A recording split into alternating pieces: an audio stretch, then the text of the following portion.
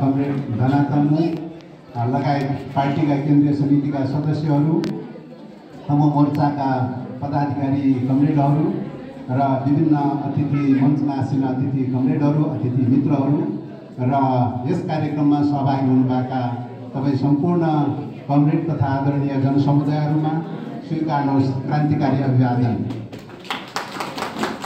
Comrade तथा आदरणीय मित्रहरू, आज तमु राष्ट्रिय मुक्ति मोर्चाको 6औं जिल्ला सम्मेलन हुन गइरहेको छ र यो सम्मेलनको सफलताको शुभकामना व्यक्त गर्न चाहन्छु। यसको भव्यका साथ शानदार रूपले सम्पन्न हुनेछ र त्यसको साथै आगामी कार्यकालको लागि जिल्ला कार्य समिति गठन गर्न सफल हुनेछ र योग्य र सबल प्रकारको नेतृत्व निर्माण गर्न सफल हुनेछ भन्ने आशा अपेक्षा पनि राखेको छु। आदरणीय मित्रहरू, आज तमु राष्ट्रिय मुक्ति मोर्चाको 6औं सम्मेलन गर्ने प्रक्रियामा यतिखेर नेकपा माओवादी केन्द्र पार्टी केन्द्रीय समितिले नै अस्ति भर्खरै सम्पन्न भएको केन्द्रीय समितिको बैठकबाट नै यो राष्ट्रिय मुक्ति मोर्चाहरू जातीय, क्षेत्रीय, लैङ्गिक लगायतका चाहिँ सबै प्रकारका मुक्ति मोर्चाहरूलाई क्रियाशील गराउनुपर्छ, प्रभावकारी बनाउनुपर्छ भन्ने कुरा निर्णय गरेको छ र त्यही अनुसार चाहिँ हामी तमु राष्ट्रिय मुक्ति मोर्चाको राष्ट्रिय भेला अस्ति भर्खरै पोखरामा सम्पन्न भएको छ र त्यसले निकट भविष्यमा सम्मेलन गर्ने तयारी गर्दैछ र यही सम्मेलन गर्ने क्रममा यहाँ पनि चाहिँ जिल्ला सम्मेलन हुन गइरहेको छ र यस मोर्चालाई अझ सशक्त र प्रभावकारी बनाउनु जरुरी छ र त्यसो गर्नुको विकल्प छैन अहिलेको स्थितिमा। किन त भन्दाखेरि चाहिँ हामी नेपालमा सामन्तवादलाई पनि विस्थापित गर्नुको साथै विदेशी एकाधिकार दलाल पुँजीवादलाई पनि विस्थापित गर्नुपर्दछ र यो दुईटैलाई विस्थापित गर्ने प्रक्रियामा सामन्तवाद त विस्थापित भएको छ तर विदेशी एकाधिकार दलाल पुँजीवाद विस्थापित भएको छैन र त्यो विस्थापित गर्नका लागि मुलुकको चाहिँ पूर्व मेचीदेखि पश्चिम महाकालीसम्म तराईदेखि हिमालसम्मका सम्पूर्ण जाति, जनजाति, भाषा, भाषीहरूको बिचमा बृहत्तर रूपमा राष्ट्रिय एकता निर्माण नगरिकन एकाधिकार दलाल पुँजीवादलाई विस्थापित गर्न सकिँदैन। एकाधिकार दलाल पुँजीवादलाई विस्थापित नगरिकन समाजवादी क्रान्ति सम्भव छैन। समाजवादी क्रान्ति सम्भव नभइकन सम्पन्न नहुँदासम्म जाति, जनजाति, भाषा, भाषी सबै समुदायको मुक्तिको सम्भावना छैन। त्यस कारणले गर्दाखेरि सबै जाति, जनजाति, भाषा, भाषी सबै समुदायको मुक्तिको निम्ति समाजवादी क्रान्ति अनिवार्य शर्त हो र हिजो पनि चाहिँ हामी साम्यवादको युग आदिम प्रकारको साम्यवाद थियो र भविष्यमा पनि वैज्ञानिक प्रकारको साम्यवादको परिकल्पना गर्छौँ र हिजो विगत कालमा चाहिँ साम्यवादको जो अभ्यास गरेको थियो, स्वतस्फूर्त साम्यवादको अभ्यास गरेका, स्वतस्फूर्त रूपले सामूहिक खालको प्रथाको अभ्यास गरेका समुदायहरू नेपालमा चाहिँ नेपालका आदिवासी समुदायहरू थिए। तर त्यस कारणले गर्दा त्यो समुदाय जसले समूहलाई केन्द्रबिन्दु बनाएका थिए, समाजलाई केन्द्रबिन्दु बनाएका थिए, विभेद रहित प्रकारको समाज निर्माण गर्ने कुरालाई केन्द्रबिन्दु बनाएका थिए, तर ती समुदायहरूको चाहिँ हक र अधिकार स्थापित भएको छैन। ती समुदायहरूको हक र अधिकार स्थापित नभइकन चाहिँ तपाईँ समाजवादी क्रान्ति सम्भव हुँदैन। त्यस कारणले गर्दाखेरि चाहिँ ती सबै समुदायहरूको हक र अधिकार स्थापित गरेर मात्रै, सबैलाई समान ढङ्गले चाहिँ विकास गरेर मात्रै तपाईँको पूर्व मेचीदेखि पश्चिम महाकालीसम्मको जनताको बिचमा बृहत्तर एकता कायम राख्न सकिन्छ। जनताको बिचमा बृहत्तर एकता कायम राख्न सकियो भने विश्व साम्राज्यवादको आड भरोसामा टिकिएको एकाधिकार दलाल पुँजीवादको प्रभुत्व समाप्त गर्न सकिन्छ। उसको प्रभुत्व समाप्त गर्न सक्यो भने मात्रै तपाईँ चाहिँ समाजवादी क्रान्तिको ढोका खुल्छ। त्यस कारणले गर्दाखेरि यतिखेर चाहिँ जातीय, क्षेत्रीय, लैङ्गिक प्रकारका मोर्चाहरूलाई चाहिँ प्रभावकारी बनाउन जरुरी छ र सशक्त बनाउन जरुरी छ र यसलाई सशक्त नबनाइकन चाहिँ नेपालको राष्ट्रिय एकता हुँदैन। राष्ट्रिय एकताको लागि चाहिँ जाति जनजातिहरूको बिचको समानताको आधारमा स्वतन्त्र ढङ्गले चाहिँ निर्माण गर्नुपर्ने, एकता गर्नुपर्ने जरुरी छ। विगत कालमा चाहिँ तपाईँको गोर्खाबाट पृथ्वीनारायण शाहले चाहिँ राज्य एकीकरणको कुरा गरे।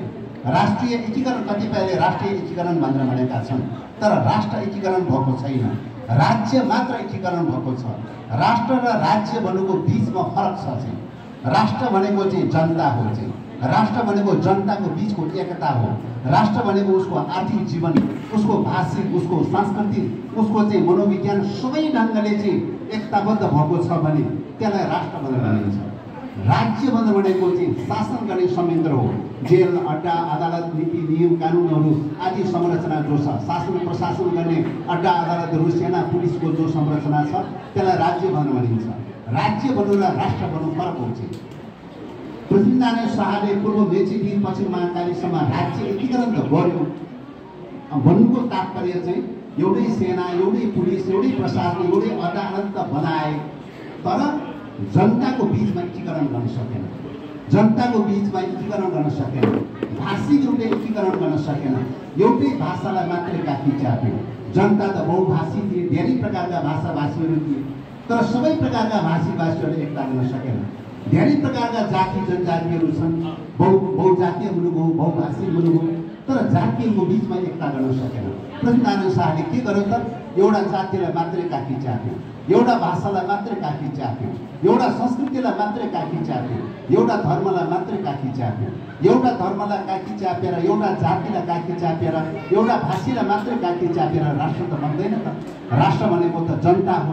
पूर्व मेचीदेखि पश्चिम महाकालीसम्मको सबै जनताको बिचको एकता भयो भने मात्रै राष्ट्र मानिन्छ। त्यस कारणले गर्दाखेरि चाहिँ राष्ट्रिय एकीकरण भएको छैन। पृथ्वीनारायण शाहको नेतृत्वमा राज्य एकीकरण त भयो, तर राष्ट्र एकीकरण भएको छैन। राष्ट्र एकीकरण सामन्ती राजा महाराजाहरूले गर्न सक्दैन चाहिँ, किन? उनीहरू एक जातिवादी हुन्छन्, एक भाषावादी हुन्छन्, एक धर्मवादी हुन्छन्, साम्प्रदायिक हुन्छन्। साम्प्रदायिक चेतनाले चाहिँ राष्ट्र एकीकरण गर्न सक्दैन। राष्ट्र एकीकरण त्यसले मात्रै, त्यो विचारले मात्रै गर्न सक्छ। उसको विचार, उसको चेतना समाजवादी हुनुपर्छ, उसको विचार, उसको चेतना साम्यवादी हुनुपर्छ। सबैलाई समान बनाउने प्रकारको चाहिँ आर्थिक, सांस्कृतिक, भाषिक, धार्मिक सबै ढङ्गले सबैलाई समान स्वतन्त्रता, सबैलाई समान बनाउन सक्यो, सबैलाई स्वतन्त्र बनाउन सक्यो भने मात्रै एकता पैदा हुन्छ र त्यो एकतामा मात्रै बल्ल राष्ट्रिय स्वाधीनता हुन्छ, राष्ट्रिय एकता पैदा हुन्छ। त्यसकारणले राष्ट्रिय एकता भनेको, राष्ट्रिय एकीकरण भनेको स्वतन्त्रताको जगमा हुन्छ। त्यो जबरजस्ती रूपले एकता हुनुपर्छ भनेर एकता हुँदैन। एकताको जग भनेको स्वतन्त्रता हो। स्वतन्त्रता भनेको सबैको भाषिक स्वतन्त्रता हुनु पर्यो, सांस्कृतिक स्वतन्त्रता हुनु पर्यो, धार्मिक स्वतन्त्रता हुनु पर्यो, भाषिक स्वतन्त्रता हुनु पर्यो। सबै जातिहरूको आफ्ना आफ्ना प्रकारका स्वतन्त्रता हुनु पर्यो, सबैलाई हक अधिकार हुनु पर्यो। अनि सबैलाई हक अधिकार भयो भने चाहिँ सबै बराबरी हुन्छ। सबै बराबरी भयो भने अनि बल्ल त्यहाँ एकता पैदा हुन्छ। एकताको जग भनेको सबैलाई बराबरी हुनु हो, सबैलाई स्वतन्त्रता हुनु हो। सबैलाई स्वतन्त्रता नभइकन एकता पैदा हुँदैन। त्यस कारणले गर्दाखेरि सामन्तवादी राजा महाराजाहरूले के भने त भन्दाखेरि चाहिँ एकताको कुरा त गरेछ, तर चाहिँ स्वतन्त्रताको कुरा गरेन, सामाजिक स्वतन्त्रताको कुरा गरेन, भाषिक स्वतन्त्रताको कुरा गरेन, धार्मिक स्वतन्त्रताको कुरा गरेन, चाहिँ सांस्कृतिक स्वतन्त्रताको कुरा गरेन। चाहिँ एक जाति, एक भाषा, एक सांस्कृतिक कुरा गरेछ। त्यो एक भाषा, एक जाति र सांस्कृतिक एक संस्कृतिले चाहिँ साम्प्रदायिकता पैदा गरायो। त्यो साम्प्रदायिकताले चाहिँ नेपालमा विखण्डन गराइदियो, विभाजन गराइदियो। चाहिँ पूर्व मेचीदेखि पश्चिम महाकालीसम्म विभाजन गराइदियो।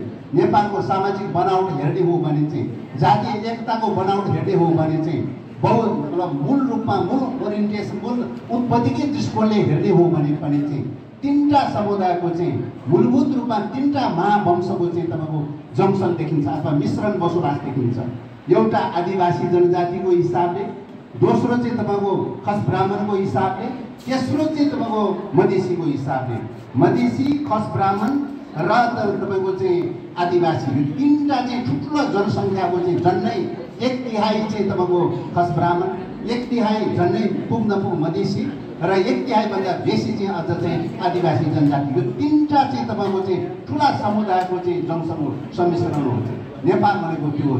तर गऱ्यो के त भन्दाखेरि चाहिँ तपाईँको चाहिँ खस ब्राह्मणहरूको मात्रै केन्द्रबिन्दु बनाएर, त्यो पनि चाहिँ राजसत्ताको वरिपरि पिलेका, राजाको वरिपरि पिलेका भाइ बार्दारहरू, नाता गोता, इष्टमित्र र सम्भ्रान्त मान्छेहरूलाई मात्रै काकी च्यापेर के गर्यो भन्दाखेरि शासन गर्न थाले।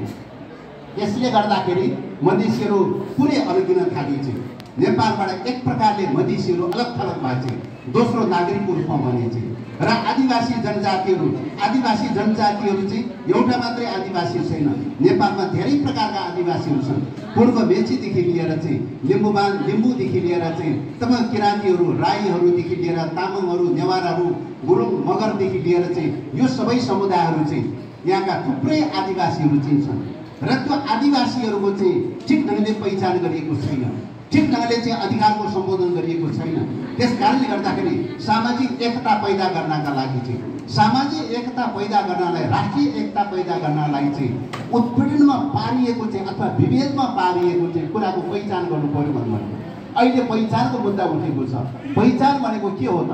पहिचान त सबैका हुन्छन्, तर पनि पहिचान किन उठाएको त भन्दाखेरि विभेदमा पारिएको कारणले गर्दाखेरि, उत्पीडनमा पारेको कारणले गर्दाखेरि